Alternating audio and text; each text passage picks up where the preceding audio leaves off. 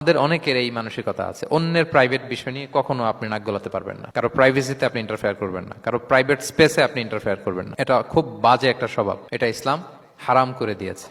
আমাদের অনেকের মধ্যে আছে খুঁটে খুঁটে, ভাই এটা কি ওইটা কি করছেন, সরকারি চাকরি না প্রাইভেট চাকরি, বেতন কত, বয়স কত, ওইটা কত ওইটা কত, হাবি যাবি, এটা তার ইটস নট হিজ বিজনেস। তারপরে মানুষ খুঁচিয়ে খুঁচিয়ে নিঃসন্তান দম্পতি আমি দেখেছি, তাদেরকে পেলে অনেকে, ভাই কি সমস্যা, কয় বছর হইল, বাচ্চা নিচ্ছেন না কেন, কবে হবে, কার সমস্যা, আপনার সমস্যা না ভাবির সমস্যা, বেটা তোর কি সমস্যা এটা বল।